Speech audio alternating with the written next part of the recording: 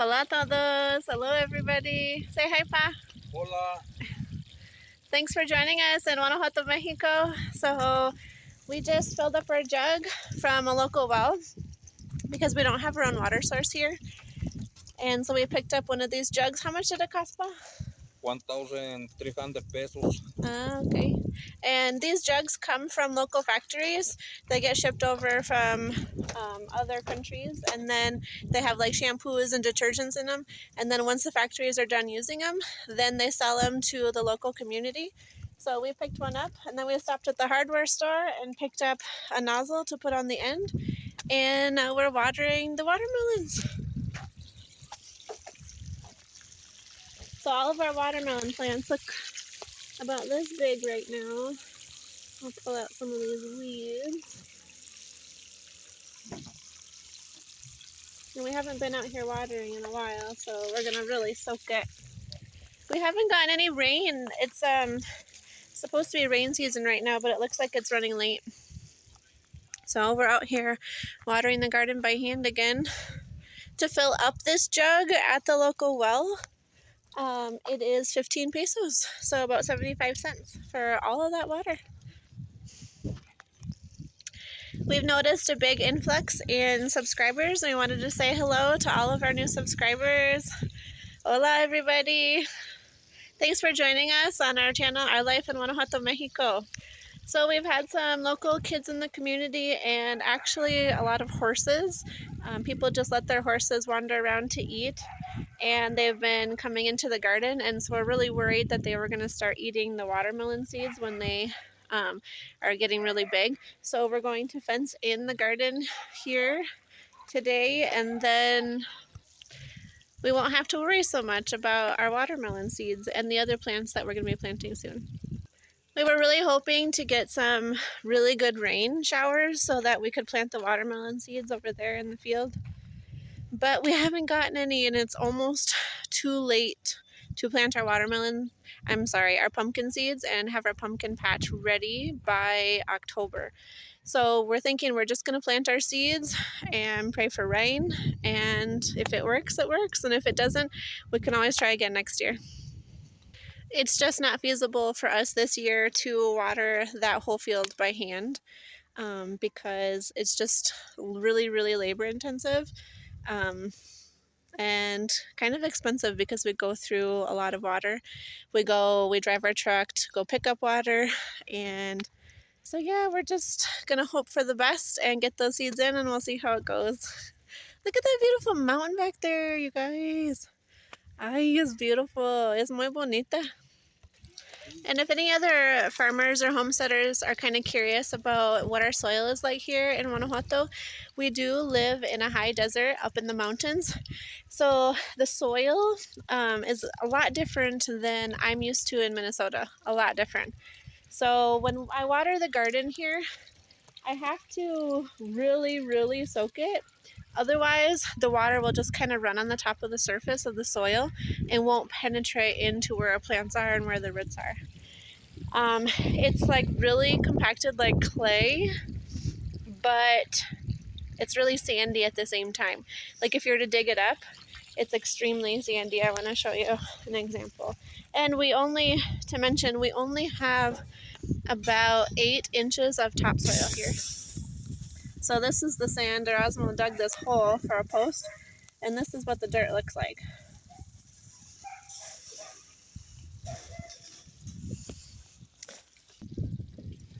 This is an organic garden. We're doing organic gardening. We've hauled in manure from a local farm that uses hay and cactus and stuff for his cows that isn't sprayed with pesticides or anything like that. So we were really cautious about that.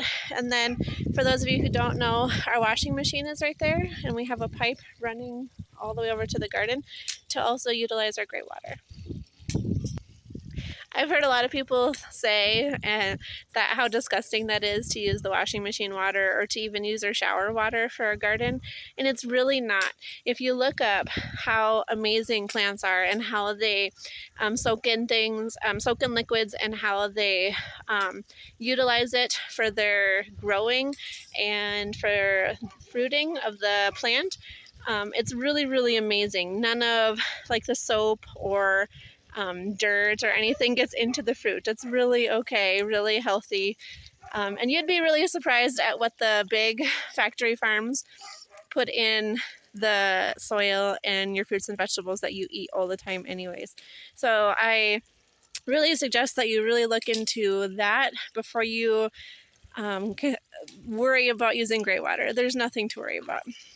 You can even see where our gray water comes in right here is probably the greenest part of the whole entire garden.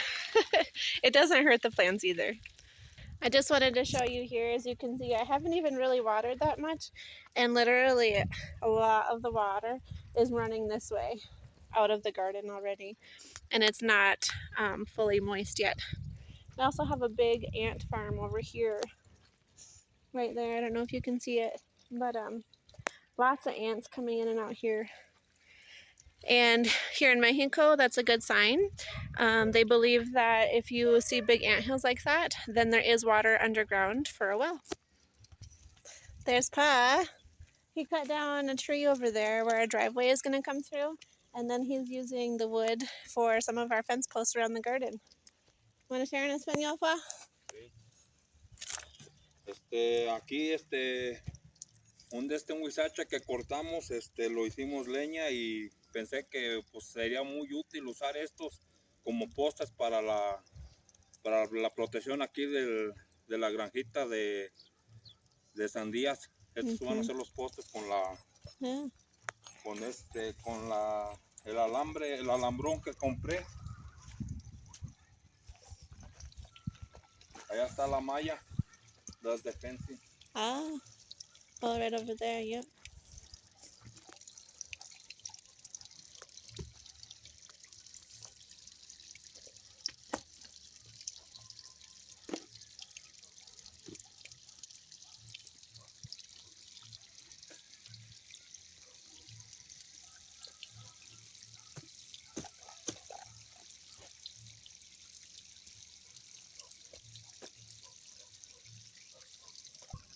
We have had a little bit of negativity surface about our garden from some of the people in our community saying that they've tried growing watermelons and they don't grow, or the rabbits eat them.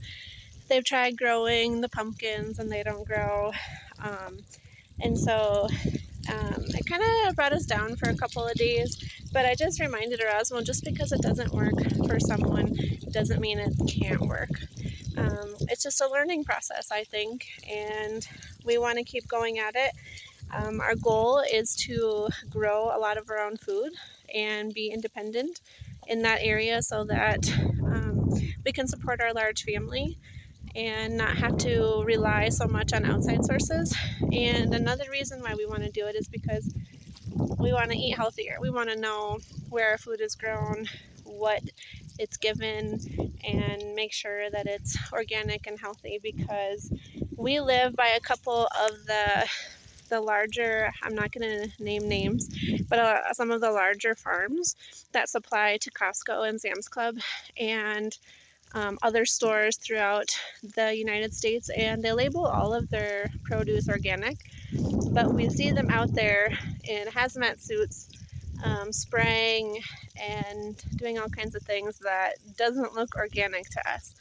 And so the only way that we can guarantee that we're getting the healthy foods that we want is to grow it ourselves. I've also heard that this kind of negativity is very common in small towns here in Mexico, and I'm not saying anything bad. I'm just putting it out there because there'll be negativity in anything and anywhere you go, right? And we just got to do what we got to do and try our hardest and work as best as we can, and we will see gains, even if they're small, and we'll learn and we'll do better next year, and that's okay. The neighbors are over to play, and I don't want to record other people's children for benefit, but real quickly, look at, I don't know if you can see over here, someone is enjoying pushing Erasmillo. They are like best friends. This little girl comes over all the time and has to hold him and play with him and spend as much time with him as she can. And when she comes over, Erasmo gets so excited.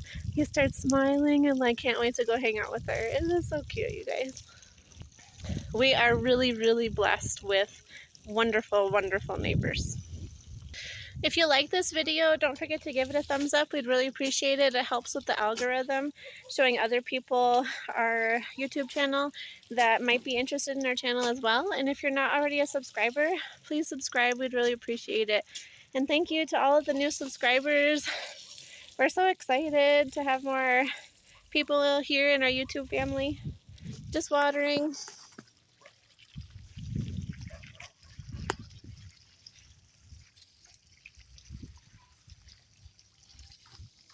Pause digging. Muchas gracias a todos nuestros nuevos suscriptores que se han suscrito, que nos están apoyando aquí en nuestra carrera en Guanajuato, México. No se les olvide poner los deditos para arriba si les gusta este video, y comentarios allá abajo del video, y estaremos muy contentos en contestar sus comentarios o sus preguntas que tengan. Muchas gracias, amigos. Sí, muchísimas gracias. So I think we're really good and soaked here. Yeah. So we'll be good for I think another 2 days. And hopefully we'll be getting some rain. Please pray for rain with us. Sí, que nos llegue el agua pronto aquí para poder cultivar las calabazas, porque pues la tierra está muy seca y necesita estar bien mojadita para darle la rastra a la tierra y para que salga bien polvito para poder plantar las calabazas bien, y pues ojalá se dé la cosecha. El problema es plantarlas, ya que llega la agüita, ya lo más fácil es mantenerlas con agua. Nada más la tierra está muy seca. Ojalá y Dios nos bendiga con agüita.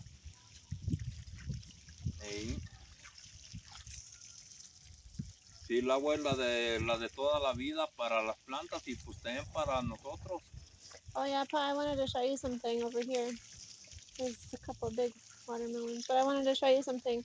Where our gray water comes out of the pipe right here, Yeah. I've noticed a lot of the water runs this way down. So maybe we can block it so that the water only runs into the garden. Oh, okay. I think. Yeah, we can put some glass by or dirt. Yeah. Yeah. All right, thanks for joining us. We'll see you on our next one. Adios, Muchas amigos. gracias por acompañarnos. Adiós.